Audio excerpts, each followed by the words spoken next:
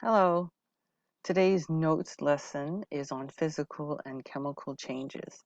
So why physical and chemical changes?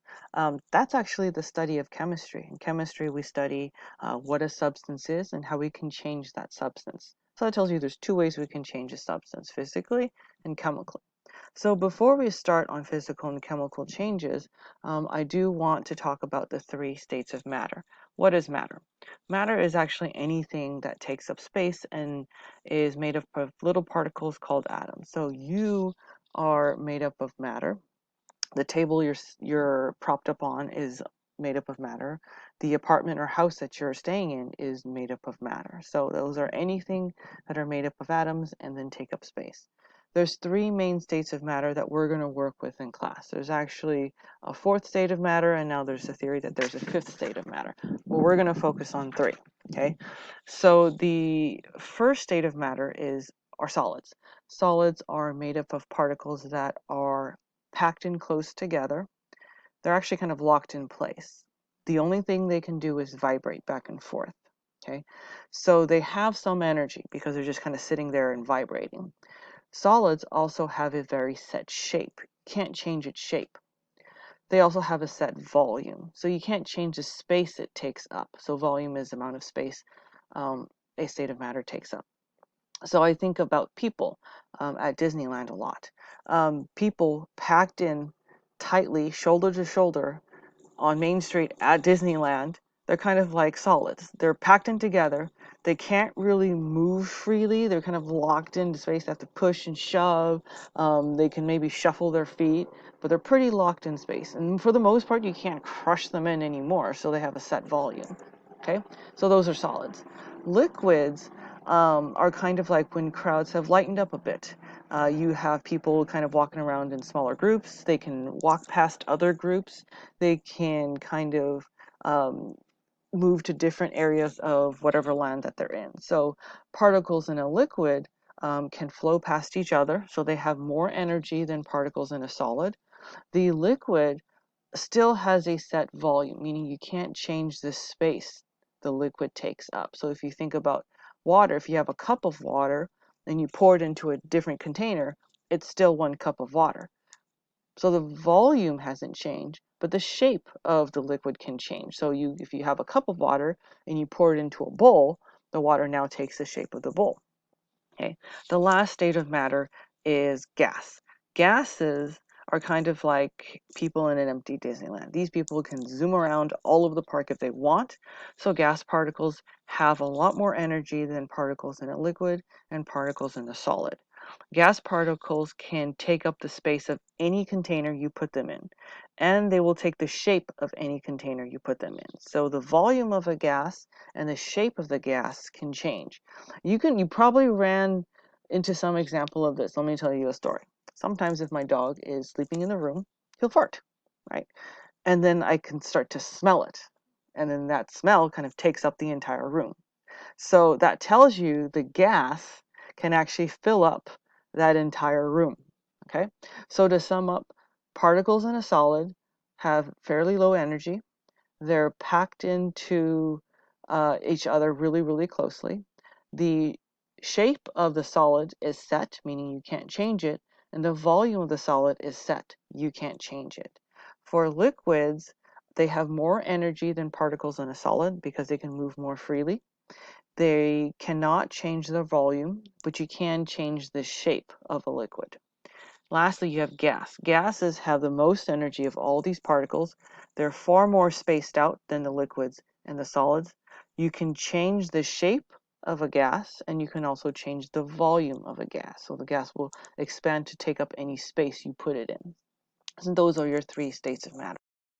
You know about the three states of matter, we can now talk about the changes that they can undergo. The first type of change is a physical change. Now, physical change just means you change the form that the substance is in, but you don't change what it is.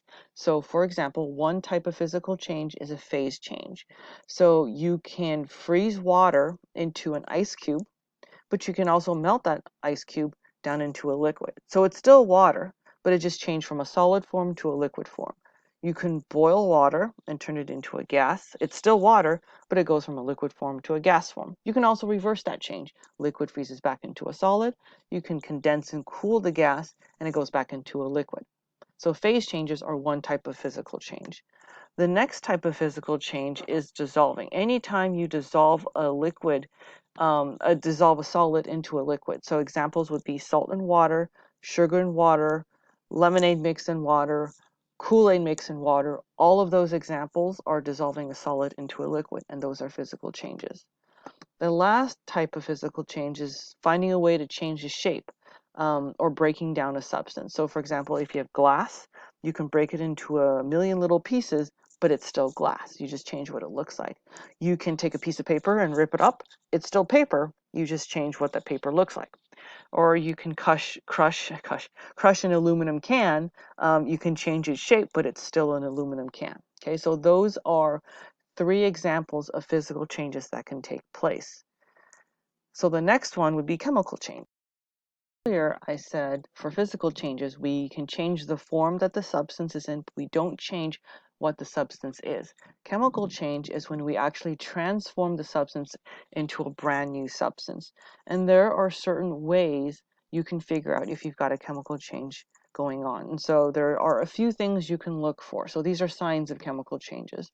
The first one is called the formation of a precipitate. Precipitate is a chemistry word for forming a solid. So I didn't have anything in my kitchen to show this, so I have to find a little clip for you. So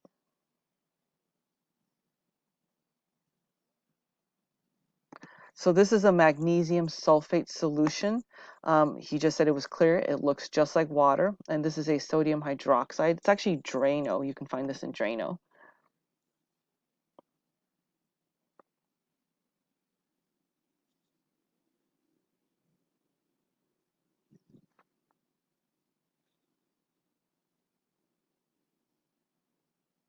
Okay, so you see a cloudy substance starts to form. That's because you've got formations of tiny little particles in that liquid. That's the solid. So that the cloudy white particles, that's your precipitate. So that's one sign you've got a chemical change going on. The next one is pretty easy. You get an odor change. That means you notice a smell. So anytime you walk into the kitchen and it smells wonderful, that tells you you've got chemical changes going on. Okay. The third sign is a gas production. So vinegar and baking soda, you can actually hear and you can see the gas bubbles. So gas production, that is a sign of a chemical change. The next 2 are production of light and change in temperature. So a lot of times, burning we think of as a chemical reaction. So if you burn something, you definitely have light giving off and you definitely have heat given off. So that's a change in temperature.